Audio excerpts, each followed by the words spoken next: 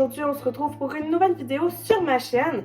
Comme vous l'avez vu dans l'introduction, aujourd'hui nous sommes le 15 février 2024. Aujourd'hui je fais la Saint-Valentin un jour en retard avec mon copain.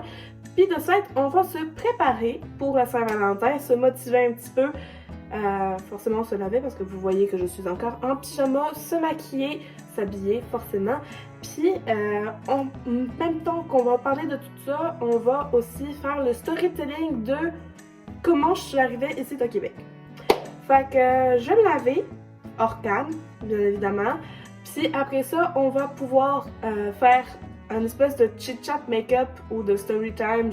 Je sais même plus. Honnêtement, je suis perdue sur les principes de YouTube. Fait que pour moi, dans ma tête, c'est un chit-chat make-up, là, mais j'ai conscience que ce mot date de 2016, là. Fait que c'est pas grave.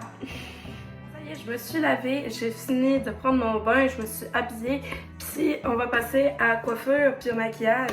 Donc d'abord, je vais vous faire juste un petit tour de ma tenue. Dans le fond, il y a juste une pièce parce que ben, vous allez voir, c'est une combinaison. C'est une combinaison grise de même que j'ai acheté en France, me semble. Je ne saurais plus vous retrouver le nom de la boutique, mais anyways, elle est très jolie, très sympathique, très romantique aussi. Et voilà, c'est une pantalon coupe droite, fait que c'est ça. Et pour la coiffure, je vais essayer de me faire une tresse avec la partie supérieure de mes cheveux et la partie inférieure, je vais essayer de les boucler. Si j'y arriverai pas, je les lisserai vraiment bien. Mais en tout cas, je vais pas vous faire de tuto parce que je suis très mauvaise. Je vais juste le faire en cut et je vous retrouve tout de suite après. Pour l'instant, j'ai fait que ma tresse, puis voilà ce que ça donne. Je vais me retourner. J'espère que ça va bien être cadré. Mais... Donc, il y a juste une tresse ici qui est faite au milieu de mon crâne. Puis je vais lisser cette partie-là parce que mes boucles ne prennent pas, c'est une horreur. J'ai l'habitude, honnêtement, mes cheveux ne bouclent jamais, sauf si c'est mes boucles naturelles qui ressortent. Donc, je vais essayer de les lisser correctement. Ça donne, une fois que j'ai lissé mes cheveux, le résultat de dos est à peu près similaire à celui d'avant, c'est juste que les cheveux sont lisses. Et à l'avant de ça, ça donne ça. Maintenant, on va passer au maquillage, fait que c'est parti, je vous emmène tout de suite avec moi. Pendant cette partie maquillage, qu'on va parler de comment je suis arrivée au Québec, et plus précisément dans la région du Saguenay. Et pourquoi Saguenay? Sachant qu'il y a plein d'autres villes, telles que Montréal et toutes ces affaires-là. Fait que, on va parler de ça. Donc tout d'abord, il faut savoir que j'ai fait mes études en France, dans un lycée privé catholique, dans une ville du nord de la France. Donc j'ai fait tout mon lycée là-bas, puis lors de ma dernière année de secondaire, donc ce qu'on appelle la terminale, eh bien j'ai tout simplement été contactée par le collège d'Alma pour me dire, bon ben voilà, on a des places dans notre établissement. Le Québec et la région du Saguenay plus précisément ont besoin de nouveaux étudiants et de nouveaux travailleurs et donc on vous propose de vous offrir une bourse qui vous permettrait de pouvoir venir étudier ici au Québec sans avoir à payer les frais de scolarité. Vous payerez juste les frais d'inscription par session et vos frais de vie courante. Donc en gros, loyer, électricité pour ceux qui ont besoin de payer l'électricité et le chauffage et tout ce qui est épicerie, mais sans quoi la session est offerte. J'ai été contactée avec ces paroles-ci aux alentours de octobre 2022, puis j'ai été recontactée une seconde fois, cette fois-ci par une API, donc assistance au personnel interculturel, en janvier pour tout simplement comprendre les différents types de formations qui s'offraient à moi au collège d'Alma, puis comment aussi comment faire en fait les démarches pour avoir une démarche d'immigration franco-québécoise tout à fait correcte. Donc, à partir de ce moment-là, j'ai fait « Ok, là, c'est vraiment down, j'ai vraiment le goût de partir, mais petit hic, j'ai 17 ans, bientôt 18, puis j'ai toujours pas de passeport. » Et là, voyons, c'est très compliqué. Quand t'es un enfant là, puis que tu veux voyager sur le territoire, techniquement t'as pas besoin, tant que t'es un enfant de moins de 12 ans, me semble, d'un passeport pour voyager d'un territoire à un autre. Cependant, t'as besoin d'un parent pour voyager. Mais moi, je suis un enfant de plus de 15 ans parce que j'ai 17 ans et même au moment où je vais partir, je serai majeure. Donc j'ai vraiment besoin d'un passeport pour pouvoir voyager et me rendre au Québec. Chose que je n'avais pas prévue parce qu'en France, avoir un passeport, c'est vraiment très compliqué. Puis c'est à cause de ça, normalement, que j'avais pas de passeport. C'est parce que ça prenait du temps pour rien. Sauf que ben là, j'ai comme pas trop le choix. Je suis obligée de faire mon passeport. Fait que, ben, je m'en vais pour le faire. Et ouais. J'ai fait mon teint, j'ai fait mon blush, mon anti-cerne, puis mon fond de teint. C'est les 3 seules choses que je fais sur mon teint. Puis là, on va passer aux yeux et ensuite aux lèvres.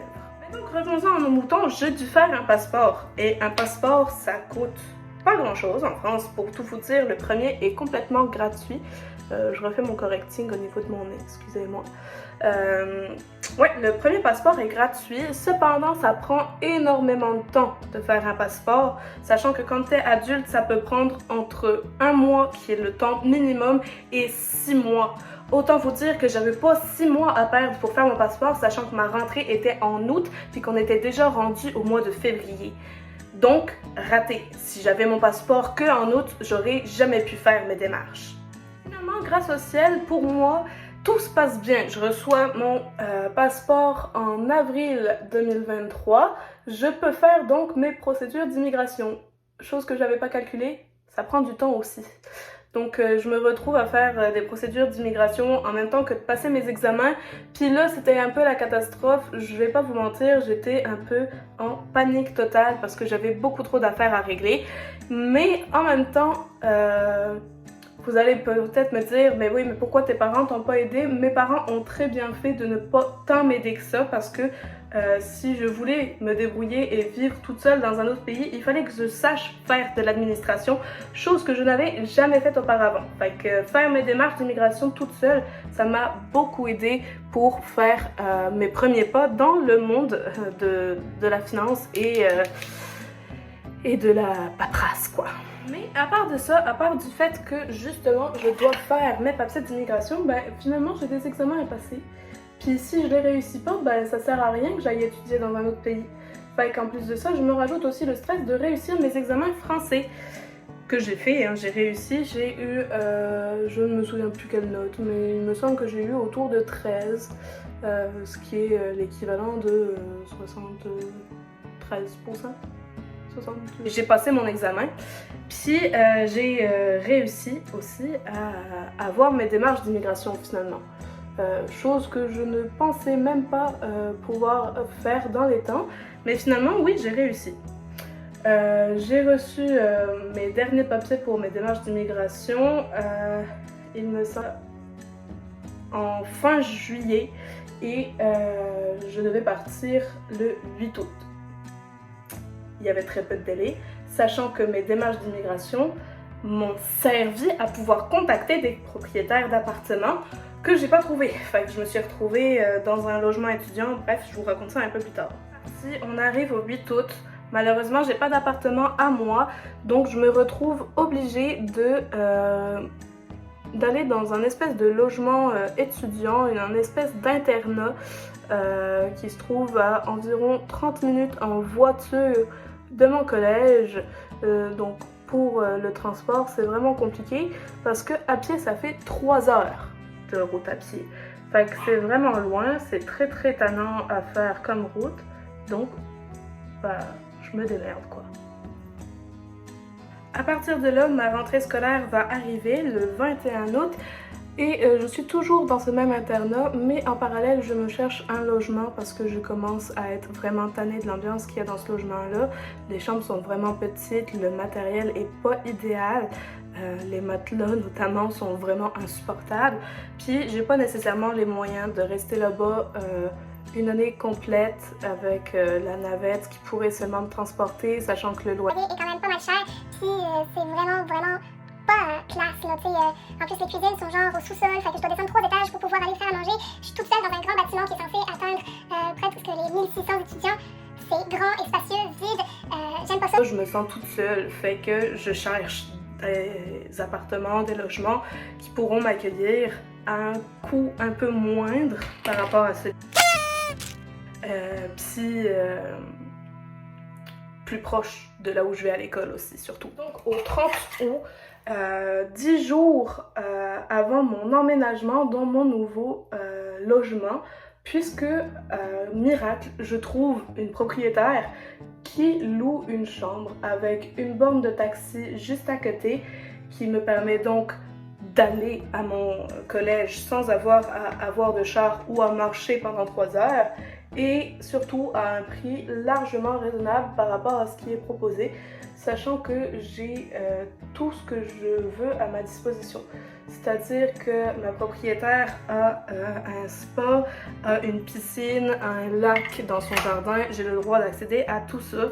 Puis elle me traite littéralement comme sa mère. Comme sa mère, comme sa fille.